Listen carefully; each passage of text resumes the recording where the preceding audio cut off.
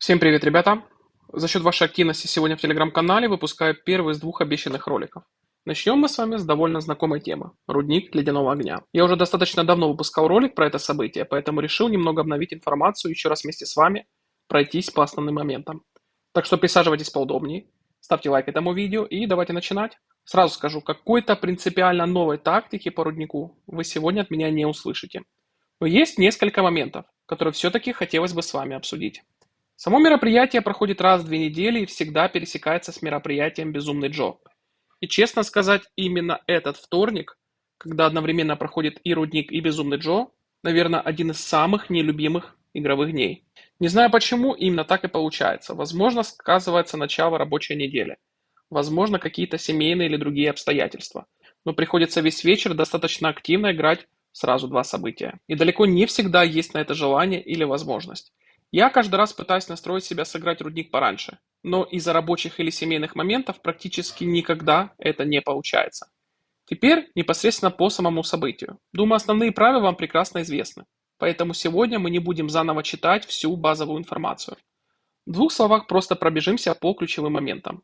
На карте у нас есть 3 уровня прорыва жил. И, соответственно, чем выше уровень жилы, тем выше скорость сбора основного ресурса события – рехалка. Жилы первого уровня находятся по краям карты, второго уровня ближе к центру, а третьего уже непосредственно возле главного здания карты – плавильни.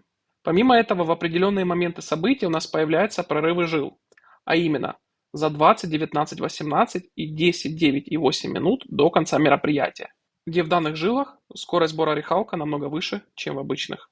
Ну и, конечно же, есть главное здание – это у нас плавильня. И за счет рейтинга захвата данного здания у нас появляется возможность получить дополнительное количество рехалка. Для этого достаточно успешно захватить плавильню хотя бы на 1 секунду, а возможность попасть в нее идет за 7 минут до окончания события. И старайтесь это делать именно в этот момент, как только это здание будет доступно, как сегодня вы увидите в ролике. И в том числе за счет данного рейтинга есть тоже возможность неплохо продвинуться в рейтинге. Теперь, что касается моей тактики, она у меня практически не изменилась. Я по-прежнему активно занимаюсь атакой патрулей рудника, но сейчас это делаю немного в другом формате. Если вы находитесь на начальном этапе игры и у вас небольшой донат, то в принципе по краям карты вы можете спокойно заниматься патрулями первого и второго уровня. Параллельно с этим захватывать жилы первого уровня. При этом обязательно используйте навык, который позволяет получать 5000 рехалка в минуту. В совокупности это вам будет вполне достаточно для нормального результата. Я же как игрок со средним донатом сейчас активно собираю рехалк на жилах второго либо третьего уровня. При этом, конечно же, не забывая про навыки на дополнительные 5000 рехалка в минуту. И, конечно же, по возможности стараюсь атаковать патрули.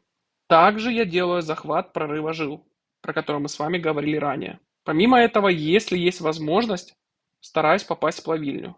Не всегда, но это все-таки у меня получается. Особенно это делаю, если перед этим закончилась Лига бойцов тундры. И у нас есть возможность с вами собрать было большое количество ускорений. И тем самым можем их использовать по ситуации и постараться попасть в плавильню. Опять же, хочу вам сказать следующее. Нам не обязательно долго находиться в плавильне.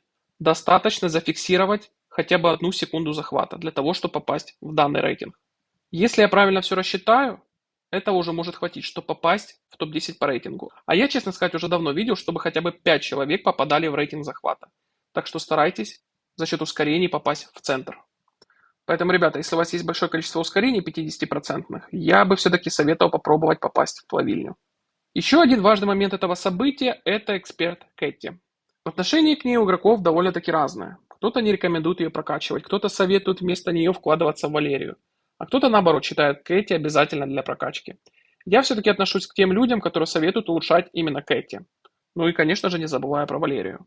Мы уже с вами неоднократно обсуждали экспертов, поэтому сейчас просто коротко пройдемся по ее навыкам. Первый навык – это охотник огня льда. На самом деле это очень полезный навык, и наша изначальная задача в начале события максимально оперативно попасть на третью ветку улучшения навыков, которая нам позволит открыть навык получения 5000 рехалка в минуту за счет захвата жилы. Второй навык Кэти увеличивает вместимость войск во время события до 50 тысяч. Но лично для меня, как человека, который активно охотится на патрули, этот навык не настолько принципиален. А вот третий и четвертый навык я считаю уже действительно полезными. Помимо рехалка, за счет навыка эффективная добыча, мы с вами будем получать материалы для улучшения талисманов губернатора. Что третий, что четвертый навык позволяет нам получать немалое количество ресурсов. Ну и, конечно же, каждую минуту мы с вами будем получать определенное количество орехалка. Так что тоже советую улучшать данный навык. И как ни странно, на моем этапе игры сейчас произошло довольно-таки интересное изменение. Никогда не подумал, что скажу это в игре, но на данный момент руководство талисмана для меня стало более ценным ресурсом, чем чертежи талисмана. Поэтому моя текущая задача находить как можно больше именно этого ресурса.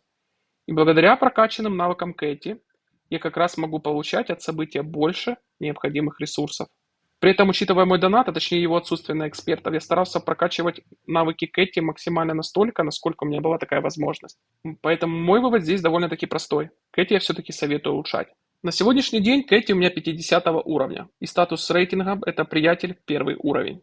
И пока что я ставлю ее именно в таком состоянии. Если в дальнейшем появится возможность получать больше книг знаний, тогда уже буду заниматься ее дальнейшей прокачкой. Ну и, ребята, в целом, думаю, ничего принципиально нового вы сейчас от меня не услышали. Но давайте еще раз коротко разделим игроков по уровню доната. Если вы игрок со слабым донатом, то ваша основная задача максимально активно уничтожать патрули рудника. Если вы игрок со средним донатом, то уже можете несколько маршей отправлять на сбор орехалка, жил 2 либо 3 уровня, а оставшиеся марши вы можете использовать для охоты на патрули. И еще один важный момент, который касается навыка, который позволяет получать дополнительные 5000 орехалка в минуту. Не в зависимости от того, какую жилу вы отправляете, обязательно старайтесь контролировать этот временной промежуток. То есть буквально высчитывайте каждую минуту. Мне в этом плане всегда очень помогает жена, но в этот раз мне пришлось играть рудник одному. Поэтому определенные косяки в процессе все-таки были. Но тем не менее я постарался сыграть максимально хорошо. Но насколько это у меня получилось, уже судить вам. И еще один важный момент, который хочу с вами обсудить, ребята. Не тильтуйте во время этого события, если что-то идет не по плану. Допустим, на видео, которое вы сейчас увидите, я, скажем, немножко спровоцировал одного игрока. Насколько я понимаю, он японец и при этом довольно крупный донатер, потому что у него уже есть один скин из последнего события, который настолько что закончился. В какой-то момент я умудрился забрать у него небольшое количество орехалка. И, видимо, человека это задело настолько сильно, что он решил телепортироваться непосредственно ко мне и начал атаковать все мои марши, которые в этот момент находились в зданиях. Так что, ребята, если у вас возникают подобные ситуации, главное не тильтуйте. Не нужно пытаться доказывать человеку, что вы сильнее, или вступать в бессмысленную борьбу. Просто играйте хладнокровно и действуйте по ситуации. Я в данном случае просто сделал телепорт и не стал обращать внимание на этого человека, потому что моя задача получить максимальное количество орехалка и занять хорошее место в рейтинге, а не выяснять отношения с каким-то игроком на протяжении всего события. И еще один небольшой, но довольно-таки важный момент. Не забывайте, что после успешной атаки на другого игрока у вас появляется возможность получить дополнительную 1000 орехалка. Причем этот ресурс фактически идет как дополнительный 7-й марш. Поэтому если вы видите на карте, что после атаки появился такой ресурс, обязательно не забывайте его забрать. Он появляется по бокам в данных зданиях. Это вроде бы и мелочь, но все мероприятие из таких мелочей строится, как и в целом наша игра. И благодаря данным мелочам можно получить хороший рейтинг в данном событии. И как я говорил вам уже ранее, в руднике очень важно не зацикливаться на одном действии. Следите за картой, смотрите, где появляются жилы, где есть возможность что-то забрать, где можно атаковать патруль или другого игрока, который находится на жиле. И просто адаптируйте ситуации. Потому что именно в этом событии грамотное управление своими маршами и постоянный контроль происходящего на карте зачастую дают гораздо больше, чем попытка слепо придерживаться какой-то одной тактики. Я хотел еще с вами обсудить слайды, которые у меня есть, но, честно сказать, я думаю, что видео и так затянулось. Так что, если кому-то сложно информация, которую я только что вам предоставил, я предоставлю вам ее в укороченном виде за счет слайдов, которую вы сейчас увидите на экране. Ребята, здесь как раз указана вся основная информация, которую я старался донести до вас в сегодняшнем ролике, только уже в более сокращенном виде. Если какие-то моменты из моего рассказа вам показались непонятными, можете просто остановить видео и внимательно ознакомиться с этой информацией. Помимо этого, я оставлю здесь еще и информацию по бафам, которые действуют в рамках данного события. И, кстати, это уже обновленная таблица, которую разработчики предоставили нам буквально недавно в разрезе всех событий в игре. Поэтому вы можете ее сохранить себе. Эта таблица будет размещена под постом с данным роликом в моем телеграм-канале. И в любой момент вы сможете к ней вернуться и посмотреть, какие именно бафы работают в тех или иных событиях. Ну а если не хотите переходить в телеграм-канал, просто поставьте видео на паузу и сделайте себе скриншот. Ребята, думаю, в любом случае на сегодня информации вам хватит. Хотя же вы знаете, я иногда просто люблю пообщаться и растянуть ролик. Ну а теперь уж действительно переходим к самому интересному. Приятного вам просмотра и увидимся с вами уже после битвы.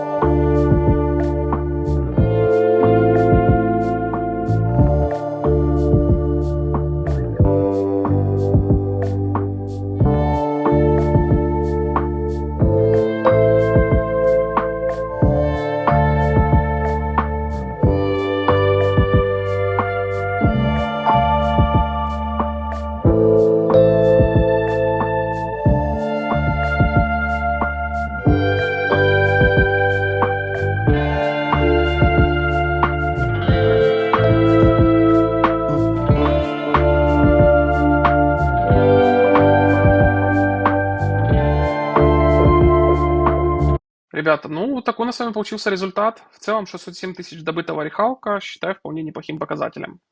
Что касается навыка Кэти, здесь, как видите, у оппонента он прокачан немного лучше, поэтому результат у него, соответственно, получился выше.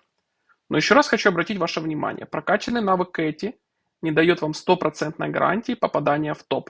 Это всего лишь дополнительный инструмент, который помогает улучшать ваши показатели в данном событии. Да, безусловно, Кэти помогает получать больше рехалка и в целом повышает вашу эффективность. Но лично для меня изначально гораздо больше интерес предоставляет другой момент. За счет ее навыков мы с вами получаем дополнительные бонусы в виде чертежей и руководств талисмана.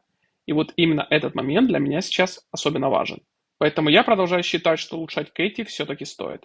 Ну а ребята, ролик у нас получился и так достаточно длинным, поэтому мучить вас больше я сегодня не буду. Немного это все затянулось. Я, честно сказать, не знаю, получится ли у меня сегодня записать еще один ролик про внутриигровые магазины. Если будет возможность, попробую сделать это еще сегодня. Если нет, тогда перенесем его на завтра или послезавтра. Тем более, что к теме внутриигровых магазинов мы с вами всегда можем спокойно вернуться в любой момент. А вот рудник – это событие, которое проходит далеко не каждый день. Поэтому думаю, что сегодняшняя информация была для вас гораздо актуальней. Ребята, надеюсь, этот ролик был действительно для вас полезным. Если это так, поставьте лайк этому видео и обязательно подписывайтесь на канал, если вы еще этого не сделали. Потому что, честно говоря, за свои старания я хотел бы видеть немного больше просмотров и, конечно же, больше лайков. За каждый ваш лайк я всегда хочу сказать вам огромное спасибо. И подписки, ребята, сейчас для меня они действительно важны. Так что если вы регулярно смотрите мои ролики, но почему-то до сих пор не подписались, самое время это исправить. Спасибо вам огромное за поддержку, за активность и просто за то, что продолжаете смотреть мои видео. Увидимся с вами в следующем ролике. Ну а на сегодня все. Всем спасибо за просмотр, всем пока-пока.